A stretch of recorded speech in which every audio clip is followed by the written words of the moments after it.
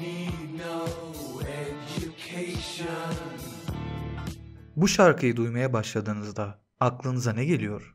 Hani eğitim sistemini bundan 42 yıl önce yerden yere vuran, eğitimde devrimin marşı olarak kabul edilen Pink Floyd şarkısını hatırladınız değil mi? Aslında her albümünden ayrı bir tat alırsınız Pink Floyd'u dinlerken. Çoğu kişi gibi gözlerinizi kapatarak dinlersiniz. Sadece müzik altyapılarına saygı duymaz, şarkı sözlerine eğildiğinizde de hayran olmadan duramazsınız. 18 albümün neden dünya çapında yaklaşık 150 milyon sattığını kolayca anlayabilirsiniz. Pink Floyd sadece şarkı sözleri ve müzik kalitesi ile değil, klipleri, albüm kapakları, lazer ışıklı şovları ve fan kulüpleriyle birçok kişinin hayatında derin izler bırakmış felsefi bakış açılarıyla müzik dünyasının bambaşka bir yerinde ölümsüzleşmiştir.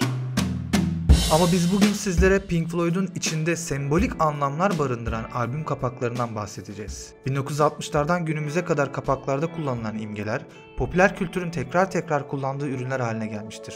Örneğin Rolling Stones'un dil çıkaran albüm kapağını nerede görürsek görelim, bunun Rolling Stones'a ait olduğunu anlarız. Bir başka örnek daha vermek gerekirse, The Beatles'ın Abbey Road albüm kapağında yaya geçidinden geçen sıralı 4 insanın akıllara kazınması gibi müzik tarihinde buna benzer pek çok örnek sıralamak mümkündür. Pink Floyd gibi sıra dışı müzik yapan grupların müziklerinde kullandıkları felsefeyi albüm kapaklarında da görmek isteyen sanatçılar, albüm kapaklarının tasarımına özellikle önem vermişlerdir. Albüm kapaklarının tasarımında bazen tasarımcıların bulduğu hiçbir çözümü kabul etmeyerek kendi çözümlerini bulan sanatçı ve gruplar olduğu da bilinmektedir. Örneğin Roger Waters, grubun müzikleri için şarkı sözlerine verdiği önem kadar görsel malzemenin tasarımına da önem vermiş, albüm kapaklarının tasarımında büyük oranda söz sahibi olmayı başarmıştır. Pink Floyd, genel anlamda sisteme karşı duruş sergileyen ve bunu şarkı sözlerinde, müziğinde, albüm kapaklarında ve konser afişlerinde net bir şekilde ortaya koyan progresif,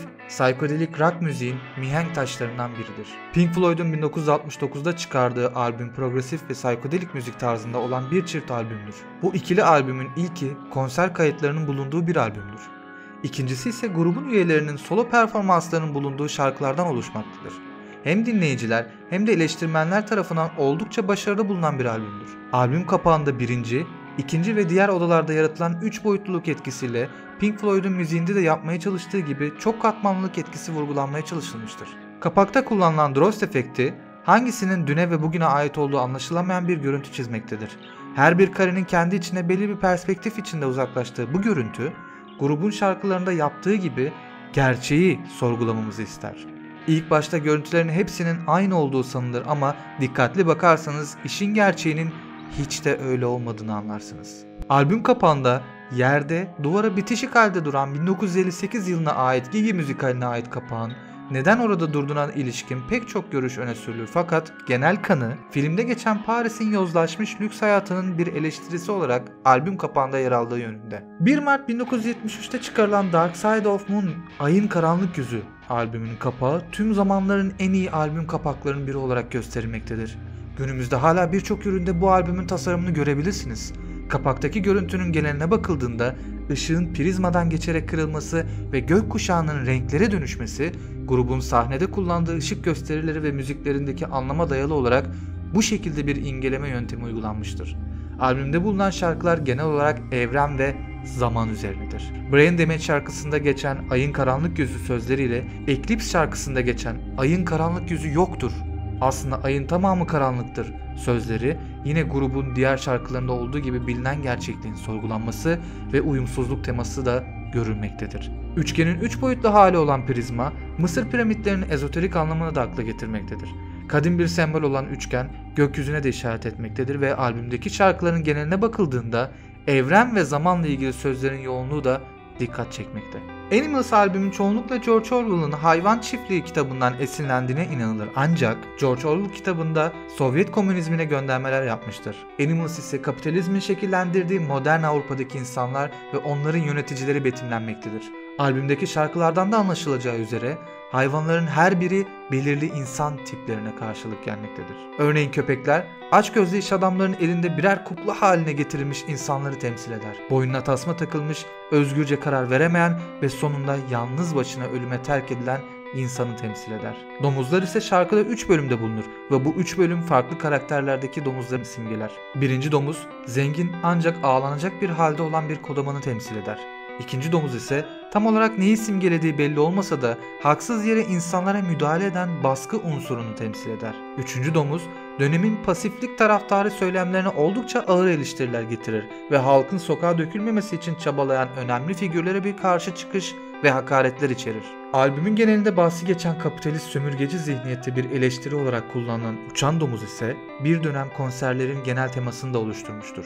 Koyun ise zamanını hiçbir şey yapmadan ve gerçeklerden uzak bir hayal dünyasında geçinen, kaderini çobanının ellerine bırakmış olan ve düşünmeden yaşayan insanları simgeler. Burada çoban İncil'e de atıfta bulunmak üzere kullanılmıştır. Tanrı çobanımdır sözleri, insanın kaderinin tamamen Tanrı'nın ellerinde olduğunu ve gerektiğinde kendini gözü kapalı feda eden çoban veya sürü metaforundaki sürü haline getirilmiş yığınları temsil eder. Bu, İnsanı tek düz eleştirici bir düzen için eğiten ve yetiştiren sisteme karşı ağır bir eleştiridir. Telefonunu bir çıkartsana.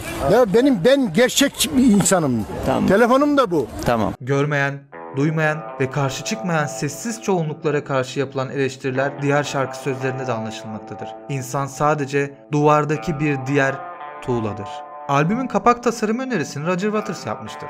Kapaktaki Battersea 1930'larda inşa edilip artık terk edilmiş Londra'nın merkezinde bulunan kömürle çalışan bir enerji santralidir. Bacaların arasında görülen domuz 10 metre uzunluğunda 6 metre genişliğinde pembe şişme bir balondu ve daha sonra gösterilerinde de sıkça kullandıkları kapitalist liderleri sembolize eden ve başımızda uçup duran bir sembol olarak kullanılmıştır. Elektrik santrali modern dünyayı temsil eden bir görseldir ve bu yönüyle de makineleşmenin beraberinde getirdiği bugünlerde sıklıkla şikayetçi olduğumuz hız, sürat ve hareketliliğe övgüler yağdıran fütürist akımı da bünyesinde barındırır. Görselde uçan bir domuz kullanma ve bunu bir santralle birleştirme fikri insanların hayvanlarla özdeşleştirilmesi fikrinden ortaya çıkmıştır. Tasarımın realist akıma uygun şekilde iki taraflı blok halinde yapılar ve el sıkışan iki adam olmak üzere gerçek görüntüler içerdiği görülmektedir. Fakat aynı zamanda metafizik resim özelliklerinden olan boş, kentsel mekanda kukla görünümlü insanları barındırdığı da söylenebiliyor. Tasarımcı, yanan adamın iç dünyasını anlatmaya çalıştığı gibi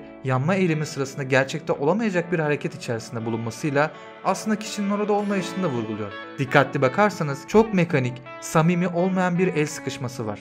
Yapay bir dünyaya ilk adım atmış gibi. Gerçekten de Welcome to the Machine. Fotoğrafın Warner Bros. Stüdyolarında çekilmesinde özel bir anlamı var tabi. Sonuçta Warner Bros. Stüdyoları hiçbir şeyin gerçek olmadığı bir hayaller diyarı. Tıpkı sürrealizmdeki gibi somut olan fakat birbiriyle ilişkisi anlamsızlık içeren bir durum. Division Bell.